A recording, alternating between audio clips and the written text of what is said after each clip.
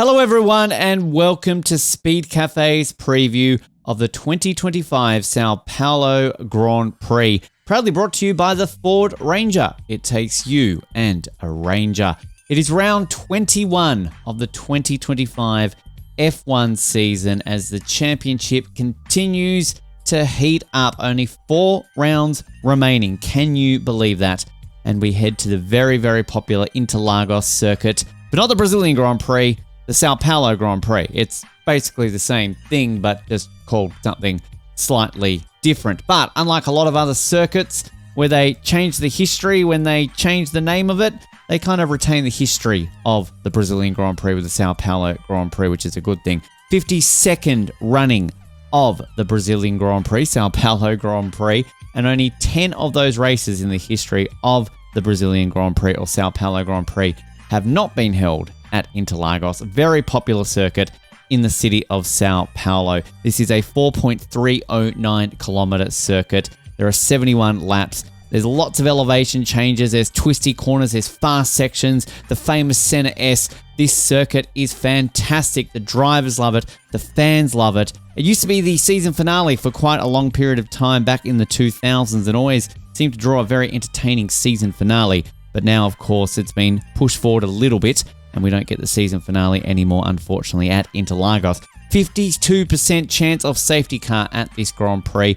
Always throws up some chaos generally. And of course, changeable weather always in play when it comes to Interlagos. And this weekend, there is that chance of rain on Friday and Saturday happening at this race.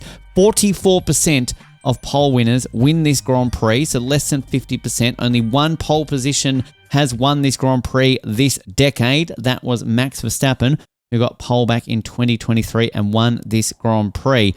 And on the flip side of that, Max Verstappen also holds a unique distinction, winning this Grand Prix from the lowest possible grid slot. 17th he started this race last year and went on to win it in one of the all-time greatest F1 drives we have ever seen in modern times, and by far one of Max Verstappen's best. Really solidified his 4th world championship by claiming that victory.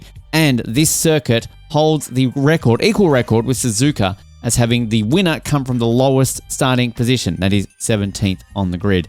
And Verstappen's fantastic win last year, securing that one. Max, of course, has won the last 2 Grand Prix in Brazil. He loves this track. He's won here 3 times in total. Shares the record with Lewis Hamilton for most wins at this track of the current grid. Alain Prost holds the record for most wins overall in Brazil with 6, while McLaren and Ferrari hold the overall win record at this circuit. But it's been a bit of a drought for both teams. Ferrari haven't won since 2017 in Brazil, while McLaren, you've got to go even further back, 2012, the last time they won a Grand Prix in Brazil. Mercedes and Red Bull have shared the spoils, with the exceptions of that 2012 and 2017 Grand Prix. They have won every single race in Brazil since 2009, so this is very much a Red Bull and Mercedes circuit, and there's every chance that that could be the case going into this weekend. It is a penultimate sprint round for 2025. Interlagos is the only circuit on the calendar that has hosted a sprint race at every single season that sprints have been included on the calendar since 2021. And who can forget last year's sprint race? Lando Norris won it. Well, sort of. He was gifted the win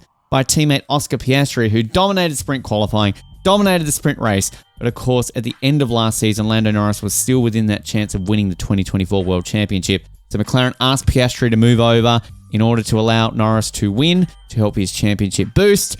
Piastri politely obliged, and the rest is history. Don't think that's going to come into play this weekend, and if it does, well, you won't definitely hear the last of that if that is playing out. Of course, Lando Norris enters this round for the first time since Bahrain as World Championship leader. He leads Piastri by 1 point after his dominant victory in Mexico City a couple of rounds ago.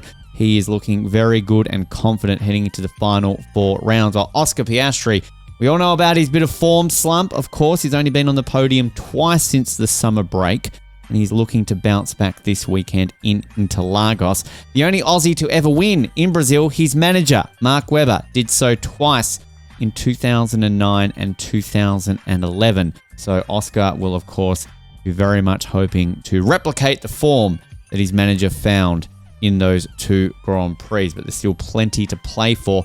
Max Verstappen, we mentioned him a couple of times already in this preview. He's 35 points off Lando Norris, 34 points off Oscar Piastri. And with more points up for grabs this weekend with the sprint, we know how good Max is in the sprint.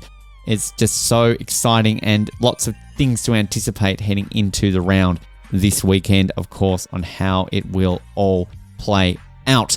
Fun facts I have for you today. You know I love fun facts, and it's about the city of Sao Paulo. Did you know that Sao Paulo has the most number of helipads anywhere on the planet? There's a fun fact for you to take. And the population of Sao Paulo, 23 million people. It is the largest city by population in Brazil, the Americas, and the entire Southern Hemisphere.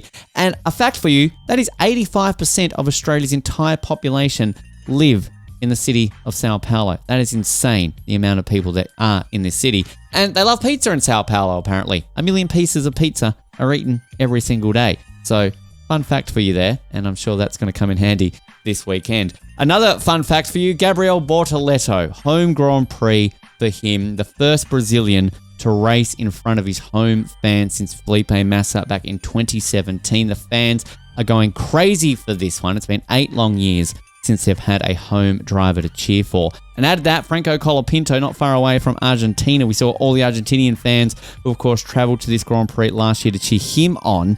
Going to be a very, very big atmosphere, as it always is in Brazil, but with a local driver and a neighbouring driver to cheer for. Expect lots of passion and fun happening this weekend. For us Aussies and the Kiwis, it's a little bit of an early one, of course.